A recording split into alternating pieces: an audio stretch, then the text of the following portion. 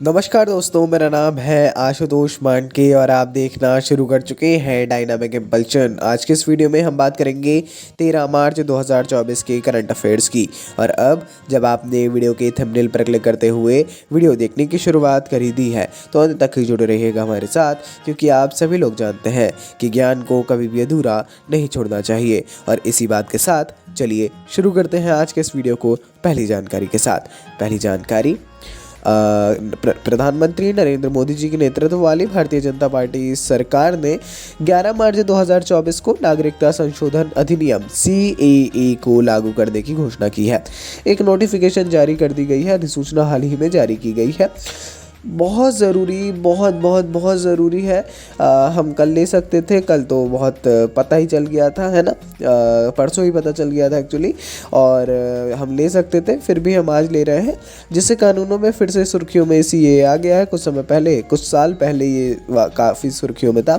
इसका उद्देश्य पड़ोसी देशों के सताए गए अल्पसंख्यक समुदायों को भारतीय नागरिकता का मार्ग प्रदान करना है, लेकिन इसे मुसलमानों के बहिष्कार पर आलोचना और विरोध का सामना करना पड़ा है। पूरी जानकारी देख लीजिएगा, जितनी ज़्यादा जानकारी हो सके ज़रूर लीजिएगा। आगे बढ़ते हैं।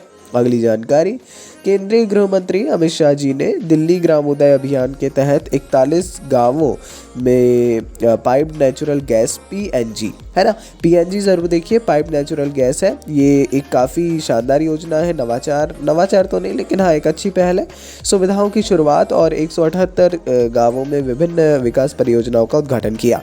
ये जो PNG है, पाइप्ड नेचुरल गैस, पाइप के माध्यम से नेचुरल गैस घर घर पहुंचाना है, विशेष तौर पर ग्रामीण क्षेत्र में।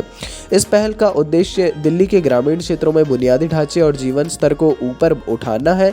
दिल्ली ग्रामोदय अभियान के पास दिल्ली के शहरीकृत गांवों और नए शहरी क्षेत्रों में आवश्यक बुनियादी ढांचे के विकास के लिए 960 करोड़ रुपए का फंड है। ठीक है, अमित शाह जी ने इसका उद्घाटन किया है। चलिए आगे बढ़ते हैं, देखते हैं अगली जानकारी।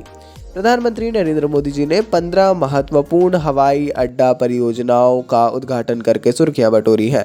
जाहिर तौर पर अगर 15 हवाई अड्डों की अलग अलग परियोजनाओं को एक साथ उद्घाटन किया जाए तो काफ़ी बड़ी बात रहेगी। उत्तर प्रदेश के आजमगढ़ में एक अभूतपूर्व बुनियादी ढांचागत वृद्धि का प्रतीक है। देखिए, कई जगहों पर वस्तुतः की है, कहीं पर कोई एक भवन का निर्माण, कहीं पे टर्मिनल सेंटर, कहीं पे कुछ ऐसे अलग अलग किया है। कुल मिला के 15 हवाई अड्डों में अलग अलग परियोजनाएं छोटी बड़ी मिला के हैं, है ना। लगभग 10,000 करोड़ मूल्य की इस व्यापक पहल के में नई हवाई अड्डों, विस्तारित टर्मिनलों और भविष्य के हवाई अड्डों की आधारशिला और अन्य सहायक सुविधाओं का मिश्रण है। जाहिर तौर पर हमने जैसा बताया काफ़ी ज़रूरी है, ज़रूर आप पढ़ लीजिएगा। नागरिक उड्डयन मंत्रालय के बारे में भी पढ़ना चाहिए। आगे बढ़ते हैं। राष्ट्रपति चुनाव में अपनी भारी जीत के बाद आसिफ अली जरदारी ने पाकिस्तान के 14वें राष्ट्रपति के रूप में हाल ही में शपथ ली है। बहुत ज़रूरी प्रश्न, हमारा जो पड़ोसी देश है पाकिस्तान, हाल ही में आसिफ अली जरदारी वहाँ के राष्ट्रपति बने हैं। जरदारी ने डॉक्टर आरिफ अलवी का स्थान लिया है, जो पिछले साल सितंबर में अपना 5 साल का कार्यकाल पूरा करने के बाद 5 अतिरिक्त महीनों के लिए पद पर बने रहे और अब नया पद जो हासिल किया है आसिफ अली जरदारी ने किया है। ज़रूर इनका नाम अपने को याद रखना है, कंफ्यूज नहीं होना है प्रधानमंत्री और राष्ट्रपति के बीच। जैसा भारत में है, आप कह सकते हैं कुछ उस प्रकार का है ना। प्रधानमंत्री भी है, राष्ट्रपति भी है, तो अपने को दोनों के नाम याद रखना। और जहाँ पे ट्रिक करेगा वो है कि ट्रिक कर सकता है यहाँ पे आपको राष्ट्रपति के लिए, है ना, तो ज़रूर ध्यान रखिए। आगे बढ़ते हैं। केंद्रीय विज्ञान एवं प्रौद्योगिकी राज्य मंत्री स्वतंत्र प्रभार डॉक्टर जितेंद्र सिंह ने जम्मू कश्मीर के कठुआ जिले के जसरोटा क्षेत्र में उत्तर भारत के पहले सरकारी होम्योपैथिक कॉलेज की स्थापना की घोषणा की है। बहुत ज़रूरी ये जानकारी है। उत्तर भारत के पहले सरकारी होम्योपैथिक कॉलेज की स्थापना हाल ही में कठुआ जिले में की गई है, जम्मू कश्मीर के। वाकई में ये 80 करोड़ रुपए की केंद्रीय वित्त पोषित परियोजना है और क्षेत्र में स्वास्थ्य सेवा और शिक्षा के बुनियादी ढांचे के विकास में एक महत्वपूर्ण प्रगति को दर्शाती है। आप थोड़ा पढ़ लीजिएगा इस बारे में, होम्योपैथिक कॉलेज के बारे में, होम्योपैथी के बारे में पढ़िएगा, कौन सा मंत्रालय देखता है इसको, किस प्रकार से इसका कार्य चलता है ना, कौन सा एसोसिएशन है। सिर्फ इसी प्रकार की चीज़ें जो है करंट अफेयर्स को और ज़्यादा इंपॉर्टेंट बनाती है, और ये आपके अलावा और कोई नहीं कर सकता। कोई आपको पूरी जानकारियाँ नहीं दे सकता, और देगा भी तो ही मतलब नहीं है। आगे है अगली जानकारी। झारखंड के चाईबासा में 3 दिवसीय राष्ट्रीय डेयरी मेला और कृषि प्रदर्शनी का उद्घाटन केंद्रीय जनजातीय मामले, कृषि और किसान कल्याण मंत्री श्री अर्जुन मुंडा ने किया है। झारखंड के चाईबासा में, है ना, ये 3 दिवसीय डेयरी मेला आयोजित किया गया था और कृषि प्रदर्शनी थी। राष्ट्रीय डेयरी अनुसंधान संस्थान करनाल हरियाणा द्वारा आयोजित यह आयोजन झारखंड में अपनी तरह का पहला आयोजन है, जिसका उद्देश्य आदिवासी क्षेत्रों में पशुधन और कृषि के व्यापक विकास को बढ़ावा देना है।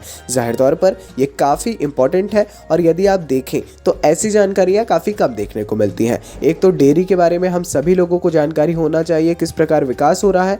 अमूल हम सभी को पता होना चाहिए, अन्य कोऑपरेटिव जो वर्क करने वाली कंपनीज़ हैं उनके बारे में भी जानकारी अवश्य ही होना चाहिए। बाकी ये थी आज के इस वीडियो की अंतिम जानकारी। काफ़ी इंपॉर्टेंट जानकारियों का आप लोगों को एक छोटे से वीडियो के माध्यम से देने का प्रयास किया। आज के लिए इतनी जानकारियाँ पर्याप्त है। नोट साथ में आपको बनाते चलना है, जिससे आपको काफ़ी आसानी होगी। और वीकेंड्स पे आप प्रयास करिए कि नोट्स को रिवाइज़ करते चलें, डेली रात को रिवाइज़ करें, इससे काफ़ी ज़्यादा मदद आपको मिलने वाली है। बाकी ये थी आज के इस वीडियो की अंतिम जानकारी। कोई भी कन्फ्यूज़न हो, कोई भी फीडबैक हो, सजेशन हो, आप कमेंट सेक्शन में लिख सकते हैं। अपन मिलते हैं ऐसी ढेर सारी जानकारियों के साथ अगले वीडियो में। सपोर्ट करते रहिए। नमस्कार, डायनामिक इम्पल्शन।